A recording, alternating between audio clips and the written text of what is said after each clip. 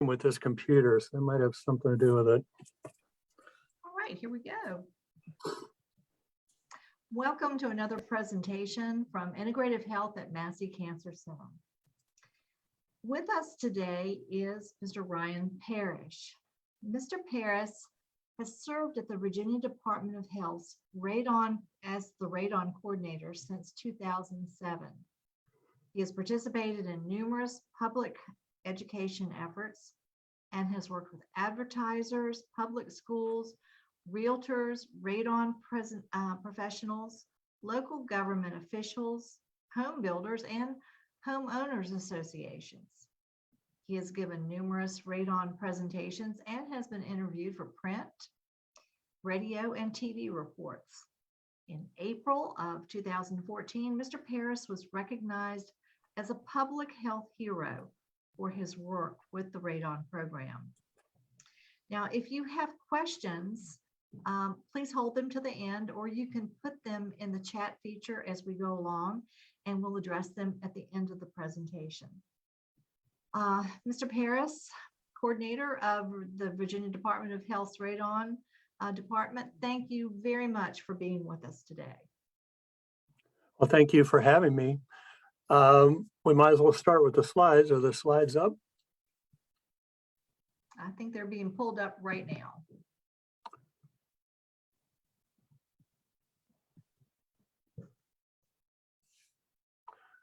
Yeah, I entitled this presentation Hazards of Radon Gas because we're going to focus mostly on the health effects with the audience that we have today. But you see my contact information there. I work in Richmond. I work for the Department of Health. I'm the coordinator for the VDH Indoor Radon Program. So if you ever have any questions about radon or run into problems with radon professionals or what have you, I'm the person to talk to. You see the phone number there and my email address. I've been splitting my time, as many of us have, between home and the office, but that phone number there should be forwarded to me wherever I am. So let's just go ahead and move on to the first slide. Let's talk briefly about what radon is. There's a lot of misinformation out there about it. I hear all kinds of crazy things. First of all, I wanted to direct your attention to the upper left corner. Radon is real. It's not something that EPA made up, okay? It's on the periodic table. It's been known about since the year 1900. However, it was only fairly recently discovered to be an indoor air issue, and that first happened in the early to mid 80s. So as far as environmental hazards are concerned, radon is relatively new, but that does not mean it has not been well studied. Right now, it is probably the second best studied carcinogen out there, behind only tobacco. So I hear lots of misinformation out there about radon and that it's not really real, it's not really a health hazard, and it's based on faulty research. None of these things are really true anymore. Some of that might have been fairly true in the early days, but not anymore. It is a naturally occurring product. It's part of a long decay chain, starting with uranium at the top, ending with lead at the bottom. That whole process to go through that entire chain takes about 4.5 billion years. That's the half-life. The half-life of radon itself is a little less than 4 days, which means that half of the atoms that you start with will decay into something else every 4 days. So I get questions all the time about whether or not radon will replenish itself or whether it will go away naturally on its own. The answer to that is no, it is not going to go away on its own, because the immediate precursor to radon in that long chain is radium, which has a half-life of 1,200 years. So it's basically going to keep replenishing itself. It will decay to other things, but new radon atoms will come along.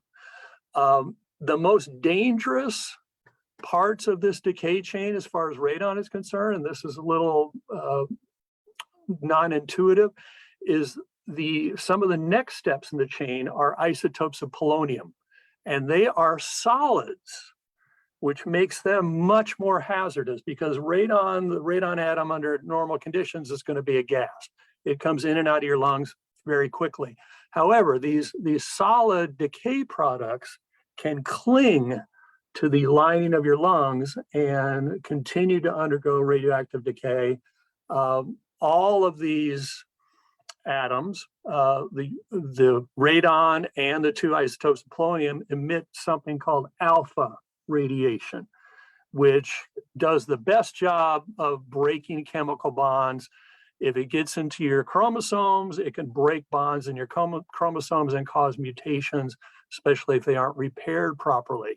So if you're continually being exposed to these things, continually breathing them in, the odds go up that sooner or later, some of the cells in the lining of your lungs are going to wind up with breaks in their DNA that will not get repaired properly, which causes the mutations. Some of those mutations may cause the cell to become essentially immortal. It just keeps dividing, and pretty soon you've got a tumor.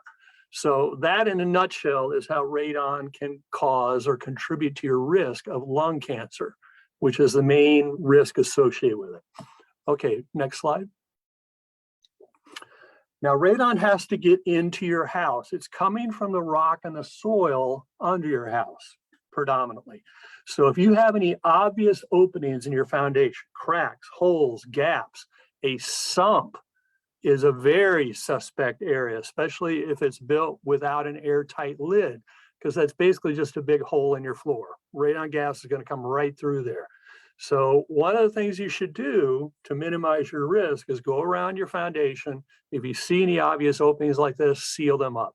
A sump should always be built with an airtight cover. If it doesn't have one already, you can buy those that are specially made for that purpose, or you can just simply get silicone caulk and caulk around the edges. If you're caulking concrete, you need a different type of caulk for that, and that would be polyurethane, which is graded for indoor use. That would be much more durable and much more suitable to sealing concrete. Radon can also get into well water, only well water, because the well penetrates down into geologic strata where the radon material might be. The radon emitting material might be. So if you have a well, there's a possibility that radon could be getting in your water. Surprisingly, it's not much of an ingestion risk, and the radon doesn't like to stay in the well water. So anytime it's agitated or left open to the air, which includes all your normal household uses, it's going to come out into your air. So the main risk associated with radon in well water is it will contribute additional radon to your indoor air. And we'll talk a little bit about that. Next slide. All right, all of these agencies here have come out with positions confirming that radon is a definite health risk. And you can go to these websites and read all of those position papers, and this is just further confirmation that the health risk associated with radon is real, and that all of these well-recognized health institutions have recognized it as such. Let's go ahead and next slide. All right, so what does the risk actually look like? And again, we're talking only about lung cancer risk. It's thought that radon might contribute, and I use the word contribute purposefully, to somewhere around 21,000 lung cancer deaths per year in the US. Now, deaths and cases sometimes get used interchangeably, but lung cancer still today is considered probably the most lethal form of cancer out there.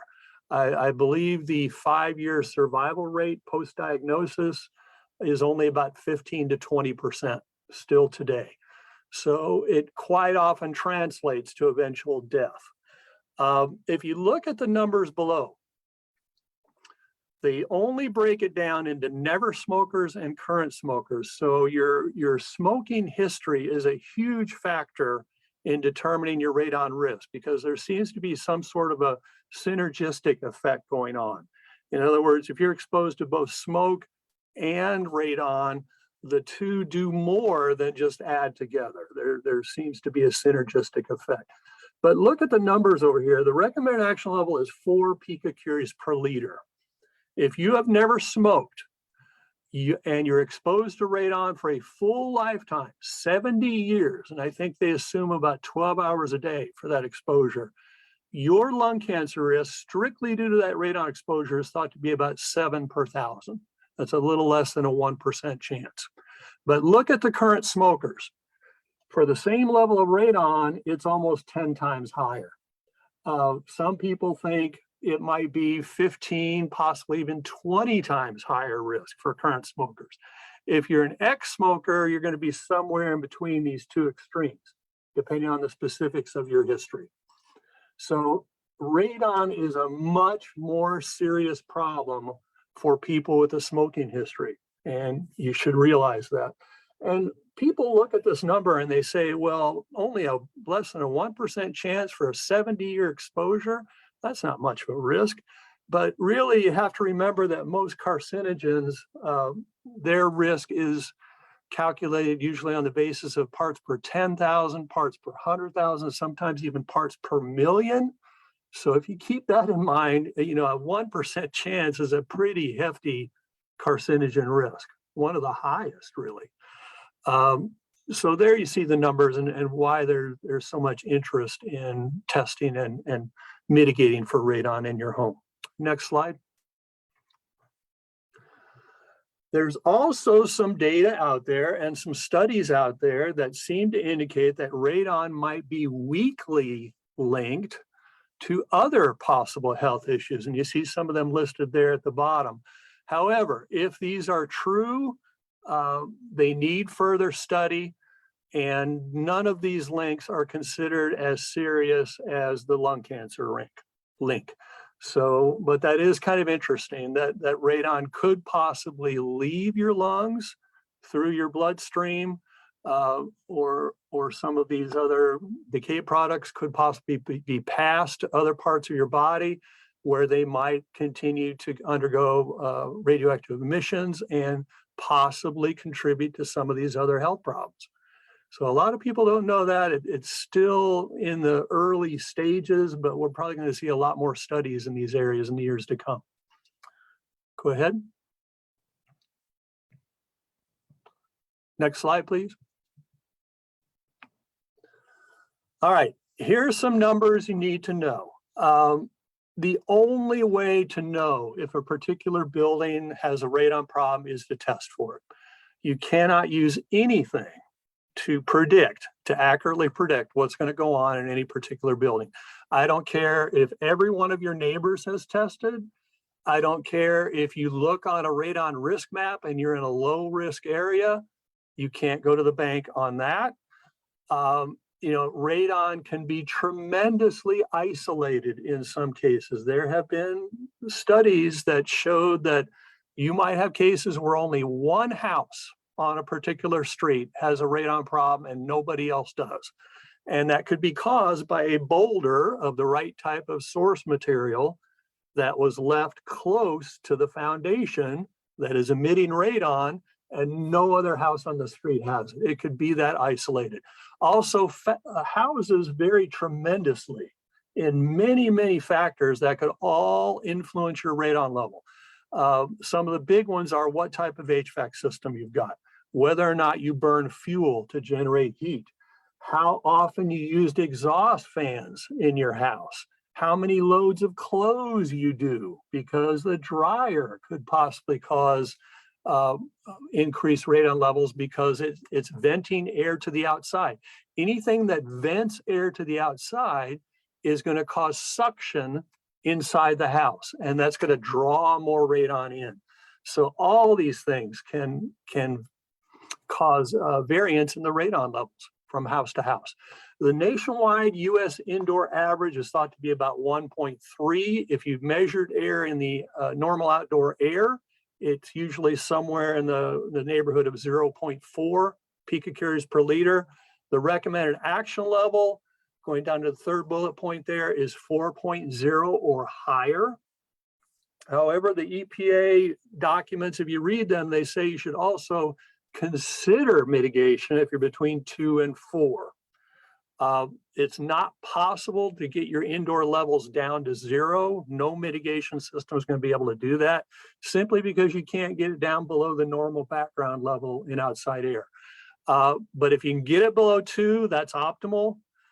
Probably you can achieve that post mitigation level 70 to 80% of the time, especially if your house has been built in the last 50 years or so. But the best you can ever hope for is getting a little bit below 1.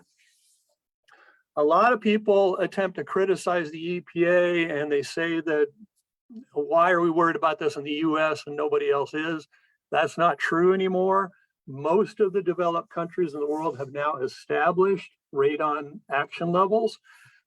It's difficult to compare them because we're the only country, very similar to the metric system, we're the only country that still uses picocuries per liter to measure radioactivity. Everybody else uses becquerels per cubic meter, and they try to use a nice round number. So most of the other countries in the world use either 100, 200, or 300 becquerels per cubic meter. Probably the most common one is 200, which equilibrates to about 5.4 picocuries per liter. Canada uses that. Most of Great Britain. Some of the Scandinavian countries use 300, which is about 8 picocuries per liter. The World Health Organization recommends that we use 100, which equilibrates to about 2.7. I know of 2 European countries that have gone down to that level for their action level. That would be Germany and Denmark. So we're not even the lowest action level for radon anymore. And many, many other countries have established it. And that trend over the last 20 or 30 years has been going down. The action level has been getting lower in most countries. No level of radon is absolutely safe, but if you can get it down below 2, that's an acceptable risk in most people's estimation. All right, next slide. All right, back in the early 90s, EPA embarked on a huge project. They assigned a radon risk level to every county in the country. And that was a huge project. You see it represented here. The red areas are considered highest risk. The orange is moderate risk. The yellow is low. This was based on what was known as the geology in the local areas. They even did some flyovers with aircraft that had radiation detection gear. It was also based on limited numbers of radon test results that were available at the time. However, you got to remember, this is in the early 90s. Since then, a lot more test results have come down the pike. So almost everybody agrees this map is in need of revision. However, unfortunately, EPA has said they don't have the money to do it. So they're leaving it up to the states. Next slide.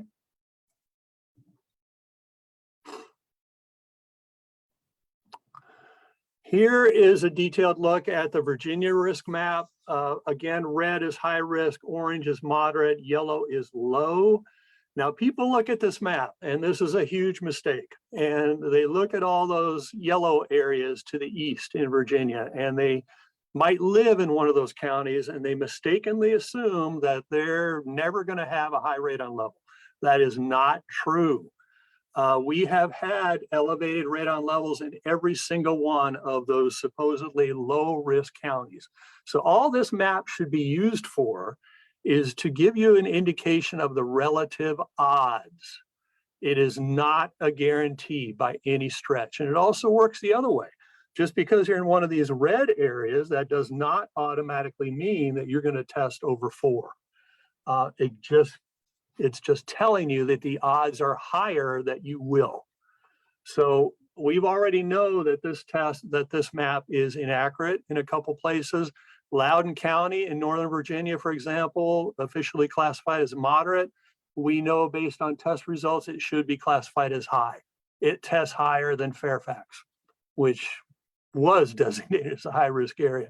All these counties immediately to the east of the I-95 corridor, Caroline, Hanover, Henrico, King George, notice they all border high risk areas immediately to their west.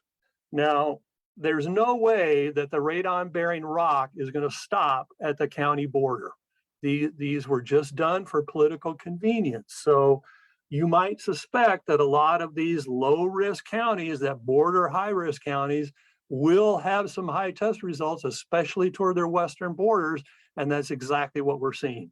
So really, it would be more accurate to classify most of what I call border counties along the I-95 corridor as moderate risk, because that's what they're testing at. It also depends a great deal on how your house is constructed. We're getting a lot of high test results in the Williamsburg area now, which is right in the middle of this supposedly low risk area. And the reason for that is a lot of the new houses built there are digging down into hillsides. So they're getting down and encountering deeper geologic strata that turn out to be radon sources. And they end up testing high, whereas a house built in that same area right on the surface might not test high. So that's a factor too. All right, but again, never use this map to predict what your radon level is going to be. The only way to know is to test. Next slide. Many different ways to test. A professional, most of them today use something called a continuous radon monitor, which you see on the top row there. These are electric powered devices. They will give you an hourly reading and then calculate a 48-hour average. A 48-hour is the minimum time needed for an official short-term test. Some of them use electret ion chambers now. Electret ion chambers, that's probably the second most popular technology for professionals. If they use those, they have to use two side by side and take the average of the two readings. Long-term tests, you see down in the lower left corner, everybody uses the same technology for that. It's called alpha track. The most accurate way to test a property, and I advocate this if your initial short-term test is borderline, you might want to consider doing a year-long alpha track long-term test kit. And that's the most accurate way to test a property, because the radon level will fluctuate. And that's perfectly normal. It'll fluctuate by time of day. It'll fluctuate by season of the year. It'll fluctuate based on outdoor weather conditions. Sometimes when a big storm is moving through, that can cause a temporary spike upwards in your indoor radon level. Many different brands of activated charcoal test kits you see down there in the lower right. There's also now several commercially available, what I call affordable continuous radon monitors for the homeowner. And you see there, they give you a little digital readout in real time what your radon level is. Most of these cost somewhere in the $100 to $200 range. You can either plug them into a wall outlet. Most of them now are battery powered, about the size of a cell phone. Neat little devices. I think the best use of these is monitoring the performance of a mitigation system after you install one. But everybody can get a hold of these activated charcoal test kits and do a test kit yourself. That would be the cheapest way to go. Next slide. All right, if you do hire a professional, the important thing to remember is that the Virginia Code requires that they must be currently certified by either one of these organizations, the National Radon Safety Board or the National Radon Proficiency Program. You see their websites there. You can go there and find lists of everybody who's been certified in Virginia, either testers or mitigators. So if you're looking for a radon professional, don't go anywhere else but here. The problem is a lot of these radon professionals don't renew their certificates like they're supposed to every 2 years, and they've let them expire. If they're expired, you won't find them on these websites, even though some of them with expired certificates still stay in business, which is a problem. When you're doing the testing, either doing it yourself or a professional, you want to test a room where you spend the most time. So bedrooms and family rooms, living rooms are ideal. You never want to hide it in a closet or a storeroom. The activated charcoal kits are very vulnerable to high humidity, so you don't put them in kitchens or bathrooms. Never test a crawl space. Always want to go with the lowest livable level of your home, because that's where the radon level will be at its highest. Okay. Don't put your test device in contact with natural rock, like a granite countertop or a rock fireplace or anything like that, because those materials could possibly be radon sources, and that could give you a false high. Also, the test device should be a minimum of 20 inches off the floor. I think 3 to 6 feet off the floor is best, because that's where the mouth and nose are of all your family members. That's going to simulate the air that you're actually breathing. Okay. Don't put it too close to walls or windows or other suspect areas. And obviously, you wouldn't want to put it right next to an open sump pump or anything like that. Also, and professionals sometimes fall down in this area, you are not supposed to test during a major storm event, because high precipitation, the passage of a big low pressure system, high sustained winds, all of those have been shown in some houses to give you a temporary high spike upwards in your radon level. So it could possibly give you a false high. Okay. All right, next slide. So what do you do if you do test high? You're going to need to put in a mitigation system, which is basically little more than a glorified vacuum cleaner. And these are the two major ways they do it. They will either go up through the interior of the house, which you see on the right there, just goes straight up. There will be a fan attached to the pipe that will activate the system and create the suction. What they're trying to do is pull the radon out from beneath your foundation and then vent it out the top of this pipe. And there are restrictions about where that discharge point can be, because you don't want that gas to come right back into your house.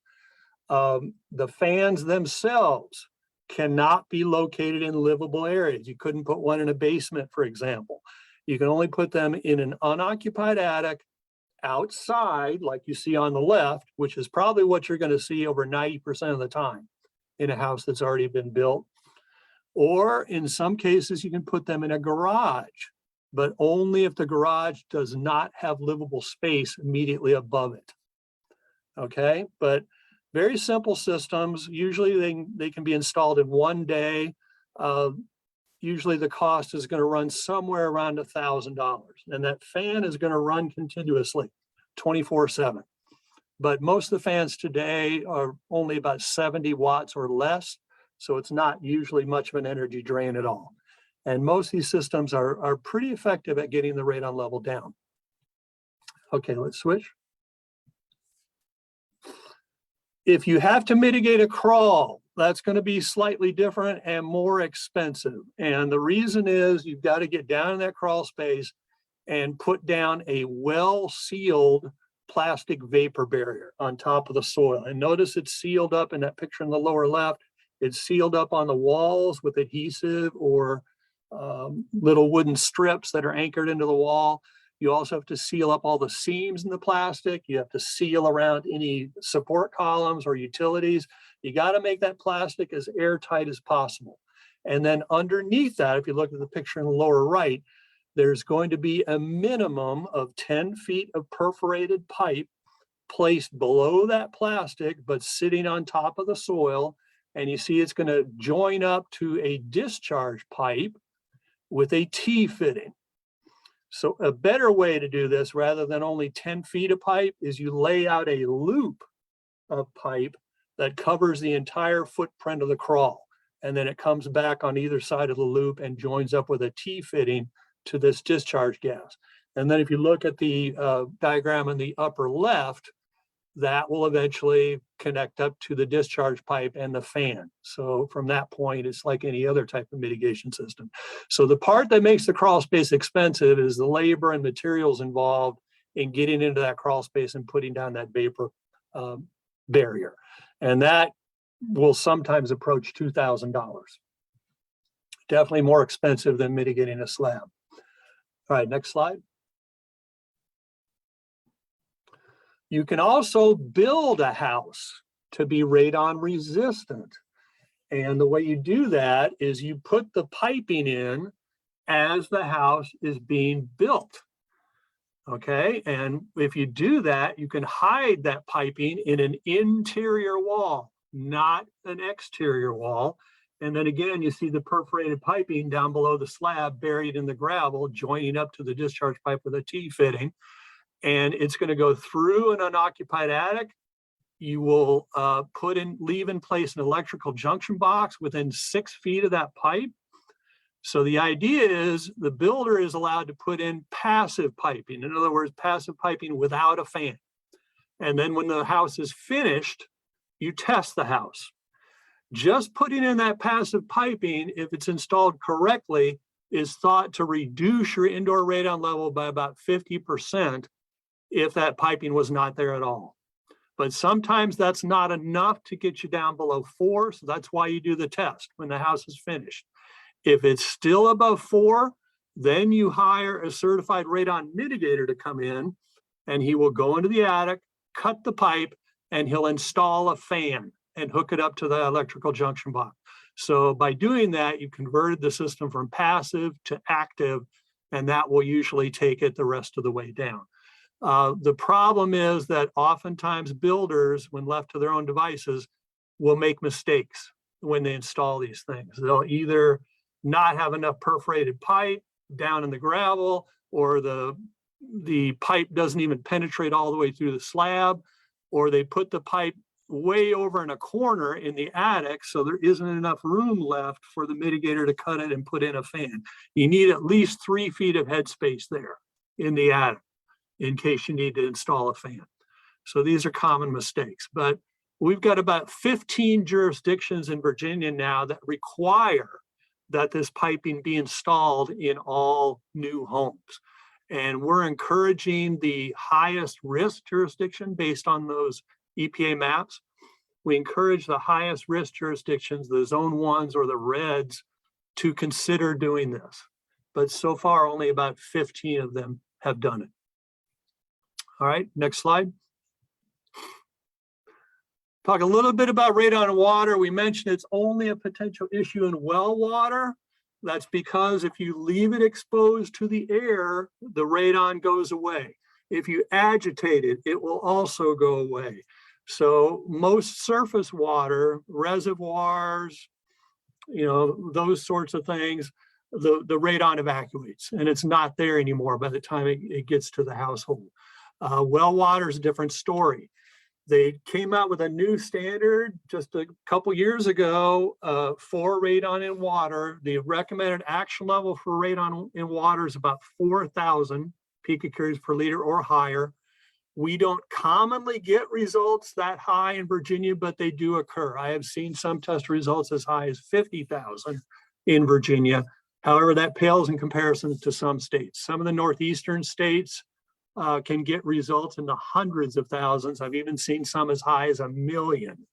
So we don't have a huge radon and water problem in Virginia.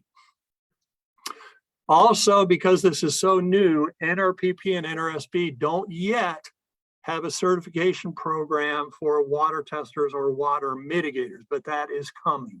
It'll be here eventually. If you do have high levels of radon in your well water, you should probably also get your water provider to test for radium and uranium, which are some of the parent products of radon, and these can cause other health issues like bone cancer. So it's a good idea to test for those as well. The ingestion risk, like we mentioned, is very small, but we did mention that it will contribute more radon to your indoor air. The basic rule of thumb for that is for every 10,000 picocuries per liter in your water, that's thought to contribute an additional 1 picocurie per liter to your indoor air. So this could cause a problem. I have seen some cases, and I always advocate that you take care of the air first. Test the air, mitigate the air, do that first, okay? If you're having trouble getting that post-mitigation level down below 4 and you have a well, at that point, you might want to consider testing the well water. Because if you have a lot of radon in your well water, it could be contributing some of those extra picocuries per liter to your indoor air test result, and an indoor air mitigation system is not going to stop that because it's coming from the water. which means it's coming from your showers and your dishwashers and your sink faucet and everything else. So a typical indoor air mitigation system is not going to stop the radon that's coming from your well water. So if you're having trouble getting that radon level down, test the well water. If it tests high, you can mitigate the well water, which is fairly expensive to do, and we'll talk about that, but that will usually get your indoor air down to where it needs to be. The preferred method to test for radon in water is liquid scintillation. So they need to collect the sample properly and send it off immediately to a lab that runs this or another approved method. All right, go ahead, switch. So here are the two main ways you can mitigate for radon in well water. The first way you see on the right there, put in a granulated activated charcoal treatment system. This is the same type of system they use to remove other impurities. It's the cheapest way to go. You can put in one of these for only $2,000 to $3,000, and it'll also, like I mentioned, it remove some of those other impurities. But I would not recommend using one of these if you've got a well water test result over 10,000 picocures per liter. They don't work well on levels that high. So if you're over that 4,000 but less than 10,000, you might want to consider this. Another caveat with this is it will trap the radon, which will continue to decay. It's going to give off other radioactive emissions, and one of those will be gamma, which acts a lot like X-ray, and it's going to go right through the vessel and right through you if you spend a lot of time close to that vessel. So if you do put in one of these systems and you're using it to remove radon, I would do two things. I would make sure that that carbon vessel is located far away from where you spend a lot of time. And I would also change out that carbon bed yearly to keep it from building up. And there are costs associated with that. So it might not be as cheap as it at first appears. The Cadillac method, which will handle any level of radon in your water, is an aeration system, which just uses a holding tank and bubbles the heck out of the water to strip off the radon gas. And then it will go up through a discharge pipe that terminates above your roof, just like a typical air system would. Problem with that is they're expensive. You're probably looking at $4,000 to $6,000. They can handle any level of radon. There is some maintenance associated with these systems that you'll have to pay for too. So that's why I always recommend take care of the air first, test and mitigate the air if necessary. If you're still having trouble getting the level down and you do have a well, at that time, it might be worth testing the well water. If the well water tests over 4,000, especially if it's in the 10,000s, I would probably put in a mitigation system, one or the other. Okay, switch. And here are some contact information, some toll-free numbers, some websites that you might be able to find. Our website, like most state websites, is very long and convoluted. Just put in your search engine VDH Indoor Radon Program, and it should take you right to it. We've got toll-free numbers. You can do the same thing for the EPA websites. Just put in EPA radon in your search engine, it'll take you right there. They have publications, copies of these maps, all sorts of other things. So the resources are there if you need further information. So that's about all I had for today. Do we have any questions? That was a lot of information, Mr. Paris, and this has been very informative. One question that I had, you mentioned that 15 jurisdictions in the Commonwealth currently require mitigation, and that's for newly constructed homes, correct? Right. How about the Richmond-Petersburg area? Nobody around here yet, but again, we recommend that the high-risk jurisdictions do that. The ones that were in red on that map, we've got about 46 counties in Virginia that are considered high risk. We do have a few in the central Virginia area. I know Louisa recently adopted that. Nottoway. I'm looking at my list right now to make sure I don't leave anybody out. Amelia, Buckingham, Nottoway, and Louisa are the closest ones to the Richmond area. Most of the rest are independent cities and counties in the Shenandoah Valley. Okay, but I can imagine that new homeowners are going to be looking for this kind of information.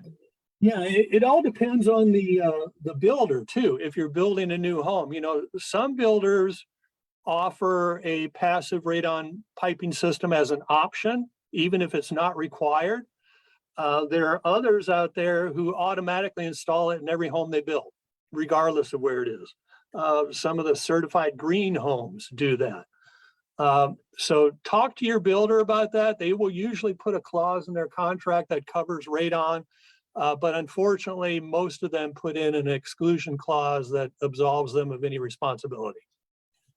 But yes, if you're buying a home, regardless of where it is, an already existing home, I would recommend very strongly that you get a radon test done, and you can usually get that done from a certified tester who also happens to be a home inspector. You can get that done as part of the home inspection process. Usually if it tests high, they're not required to by law, but the seller will usually agree to pay for the lion's share, if not the entire cost of mitigation. So it's kind of a no-brainer for a buyer. Doing that test at the time of the sale is your only shot at getting somebody else to pay for fixing it if it does need fixing. I know that when this was first brought to my attention, and that is by my neighborhood association, that I was given a link. I could request the test kit from the Virginia Department of Health.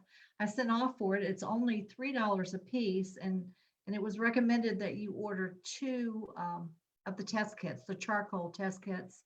Very inexpensive way to find out if you are in danger. Now, I, like many people, I assumed that it was either good or bad. And to my surprise, I had close neighbors with ranging from under 2 to over 30. Yeah. So there's no guarantee that your neighbor, if they have a low number. Like I said, it can vary tremendously. That website address, by the way, is VDH Radon, RADON.org. You write the VDH Radon as one word, no dots. VDHRadon.org. And you go right to the vendor. You'll be connected to the vendor. All they'll charge you is a $3 shipping fee per kit, and that's it. You can also buy them in most stores or online. The full, most hardware stores, I should have said. The full retail price for most of these activated carbon test kits is usually somewhere in the $10 to $20 range. Well, Mr. Parris, we thank you so much for being here and sharing all of this information with us.